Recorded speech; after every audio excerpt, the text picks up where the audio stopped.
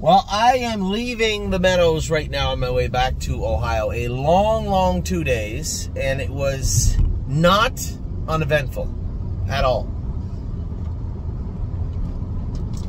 So, you may have noticed the delay in the last race was stay close. I was post-braiding. He can get a little hot sometimes, so I try to wait until I get over in front of the grandstand, let him cool down a bit, and then I move my handholds if they need moved. I was moving my handholds and somehow missed the giant tractor right there in front of me. Giant blue tractor. I don't know what company it was, but it was blue. It wasn't the same color as the dirt or the sky or the horse. It was blue. Anyway, the tractor swerved, and you know, he's going tractor speed. This isn't the highway. And I swerved and everything was fine, but the corner of the wheel hit the drag. And I flattened the tire on Tim's bike. No, I broke the wheel on Tim's bike. So I had to go back in the paddock and get another bike. Now, did that play a role? Yes, it did. I come back on the track. I adjusted. This is a big bike of Tim's. One that I thought was extraordinarily big. But it wasn't, because Mike Wilder's is longer. Now that plays a role because of the hobbles, where the hobbles are set. So I'm trying to adjust them going back over to the gate. Now I'm gun shy. Is there a tractor there? Is there a bear? Is there something there? And I let the hobbles out as long as they could go, and they were still a little too tight. So did they play a role? Yes. Did it cost us second? Yes. Second, I was doing the math quickly after the race, just hopefully looking for a silver lining for you know, an embarrassing situation, and it turns out that we still fit the class. I believe second would have put us out. Now, I know Greg Schoner will let me know right away if I'm wrong. Now, they open it up every week, 62, 64, so second probably would have got us in anyway. But third definitely did. Was not my plan. You could tell if you go back and watch the races a couple of times in the mile where it really jerks the bike. The hobbles were just that much too tight. That much too tight. So, you know, of course, when this happens, thank God Ronnie wasn't there, because I tease him all the time about the time he hit the fence and got dumped out on the track. Everybody's made a mistake on the track, and if you're lucky, you know, you can joke about it after. Bikes are replaceable, you know, bumps and bruises will heal, and I didn't get any. I'm very lucky in that regard. But it's not always that way, and I know the first time I ever got hurt, and I only broke bones once in my life, and that was when I went down in the qualifier. It was funny. It was today. Today it was on my Facebook memories from 2019 where I went down and broke my wrist. And Bob McClary, you know, he had some, you know, he posted the picture he had of me sitting over in the gurney with my broken arm, and I remember it very vividly. You know, James and Jody Jameson got a ride over, and you know, at this point, I've gathered myself up off the track. I can see that my arm is broken, and I've never broken a bone in my life to this point. So it's 5 years ago. I've 42 years, never broke a bone. Well, not a documented bone. How's that? And I remember they come over, and the gates pulled up to the side of the track. Sunshine's Fine is still racing this day. I want to talk about a tough horse. He had run loose and was injured. I was sitting in the driver's side of the starting gate, and Jody and James come over. He goes, "Are you all right?" And I said, "Mostly. Pretty sure that's broken." And you know, the ambulance comes. They take me away. Bob was in a lot more pain. I forget what he hurt, but he was in some pain, I think. Yeah, we joked about it in the hospital or whatever. But you're lucky, right? You're always lucky. I watched my brother Mark get in bad wrecks. Now, they were in a race, not with a tractor, and not in a qualifier, in an actual race. And it's never cool, but it's part of the job. But this is not. This is just negligence. Let your guard down. You're not paying attention, and accidents happen. Now, as I was saying, I got hurt in that accident in the qualifier, but it was very reminiscent. You know, on top, Bob McClure and I have met a couple of times on the track in accidents. The only 2 times I've been hurt pretty good in my life. No, that's not true. I hurt my hip once, but for sure the most serious injury, even worse than this wrist, I was going through the post parade. Now, I can assure you what happened, exactly what happened today. I was adjusting my handholds, much like people do, and Bob McClure and I hit head on. And I got flipped in the air and landed square on my back and slid to a stop. Now, I don't remember this, but James was there, Bob was there, other people there say that's exactly how it happened. I just flipped, landed right on my back, and slid to a stop. Now, I still to this day, that was 15 years ago, I still to this day do not remember a thing. I remember it very vividly. I can't remember the name of the horse, but I remember Wayne Hafey hooking the horse's head, said, "Good luck, bud." And that's all I remember from that portion of the day. I remember that very vividly, as I said, and I remember waking up in the hospital, waking up in the ambulance. The bump on the driveway woke me up going into the hospital. They say I was awake, cracking jokes and everything as they were checking to see if I was okay before I left, but I remember none of it, even to this day. And I had a concussion, and I remember the doctor saying it'll take 2 to 4 weeks. You shouldn't probably drive for 2 to 4 weeks. And at the time, it was a different time in my life. There was driving horses and there was driving horses. I had a family to provide for, and there was no 2 to 4 weeks off. I said, "Doc, it's taken me over 20 years to get this accident. I like my chances. I'll be all right." And I remember he said in 2 to 4 weeks. He was pretty sure it'd be 4 weeks.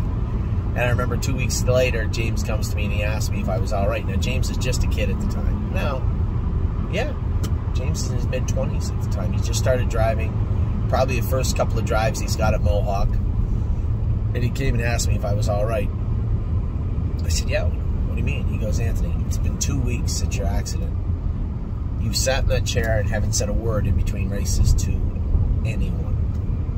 Usually you're joking with everybody and cracking jokes and poking fun at people. You haven't said one word in 2 weeks. You've been sitting right there in that chair the entire time. You go out and drive, you come back in, you sit in that chair." And I didn't notice. And it did take the better part of a month to get better. But it was weird because now nothing happened in the race. I'm completely fine. Tim's bike has seen better days, and the horse is completely fine. It definitely cost a second. I don't know if I would have beat Hunter's horse. He was good today. That horse, he was pretty good today. But I think it cost a second for sure. And all on a day when not even an hour before, Bob McClure and I are joking back and forth about, he sent me the photo that he had in the hospital and I'm in the background. I sent him, I put on Facebook the picture of my wrist busted up. And then this happened. So it's very, very odd. Anyway, Stay Close race good, finished third. He's just always there, right? He's just always stay close. I went back up to the barn and checked on him after. He's perfectly fine. I knew there was nothing wrong, but I felt bad and I wanted to make sure, alleviate my own concerns. So, Stay Close is fine. He'll race next week. Now, we do have a little bit of a complication. We're bringing Kings County back. That class doesn't fill, and it certainly doesn't split. So, where do we race Kings County? Now, for those of you that are very close to myself and my family, you know that my brother James is getting married next Sunday.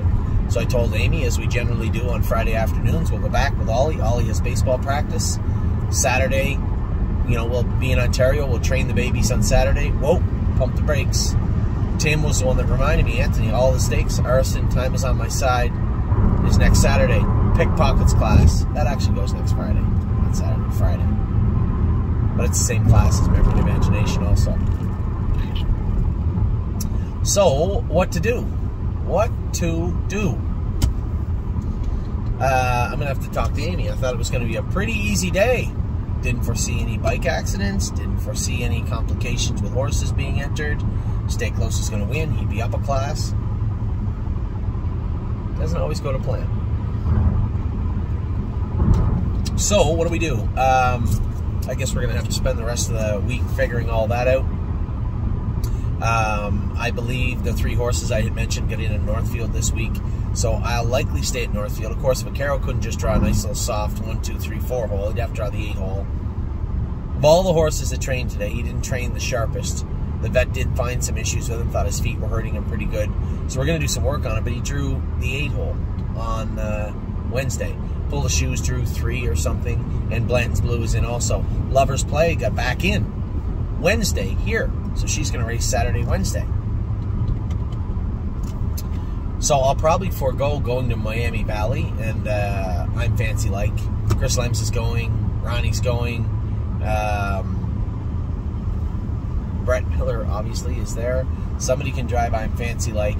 And Purple People Eater's back on track now. Got her AST down. She's manageable, and I think she'll be easy to drive. And then Sedona Hill we've sold, and although I'm happy to help, I'm not as obligated as I would be if she was still ours. So let's talk about the rest of the card today. All that's out of the way. It's all water under the bridge, regardless now. Prince Charmer raced great today. I got away fourth, sat easy with him. Fastest last quarter of the race, fastest last quarter of his life, I'm certain of that. 28.2, 1:58, closing in fourth. Just beat a nose or a head for third and raced very, very good. A great prep race heading into the Buckeye next week. Memory and Imagination, I didn't know what to think. It was a little bit flat in his qualifier. I felt he was, but remember I told you the track was chewed up and deep and he has flip-flops on. Tim said he trained great this week. I ended up in a second over position, and he was very good. 1:55 and a piece. First asking in 2024. Well on track to do what we need him to do as he heads into May. So very, very happy with him. There may be a complication next week with pickpocketing him, where we race pickpocket, the same class, right? So we'll see how that plays out. And then insider trading, a little disappointed. I warmed her up. Now, she was sick 10 days ago, so there hasn't been a lot of training. A little bit short, a little bit flat, but she was interfering a little bit. So Tim and I had talked about some shoeing changes after the race today. So here's how it is with a horse like her. She's kind of in a place where she is not going to advance until 1, she's healthy, 2, she's feeling good. That's important. Every horse is in that place. But 3, mechanically, she's a little bit frustrated. I can feel it. When you go to put her in gear, her first couple of strides are maybe interfering somewhere. I couldn't really see when we were racing her. Definitely behind, I think, left hind down low around the ankle area. So how do we alleviate that? We're going to make some shoeing changes, just some minor shoeing changes to her, and then I think that should probably help. We'll see how insider trading responds to that. You know, for all my partners, including Marco, you know, we got high hopes for this filly, and she just has been flat. It's just going to be baby steps. The same reason I didn't try and leave with her, the same reason I didn't try to move her, you know, 58. And that last quarter at 31's a little bit phony. I was jammed up in behind slowing traffic. When she got out, she finished up all right. So it's really 30 and a piece, 29 and a piece speed. I wasn't disappointed mathematically with the mile, but yeah, she was a tiny bit flat today. Now, a lot could have went into that. She didn't bleed. She's not sick. So we're moving in the right direction. She does look better. She's putting on weight. So Tim's crew is doing a great job with her. It's just going to be baby steps. That's what it's going to be. So that's where we're at with her. And then obviously I went into great detail with Stay Close, what happened before the race, what happened in the race.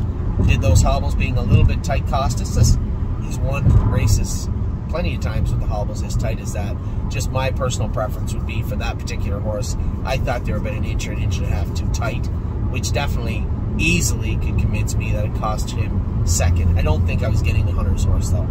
So that is that today. We have Great Bet tonight. Looking for a better performance from him. Listen, this is the time of year we get to see the babies training down. We get to see all the 3-year-olds coming back.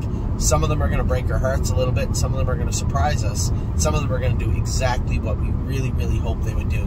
Memory and Imagination looks good. Pickpocket looks good. Arson looks good. So the bulk of our top of our order from last year has come back well.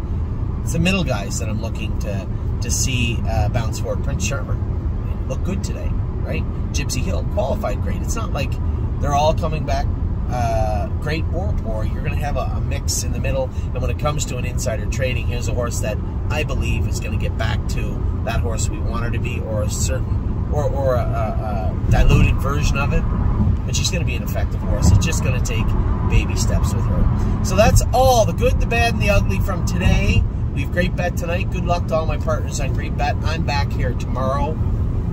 Hopefully not hitting any tractors or drags, and have some luck at the track.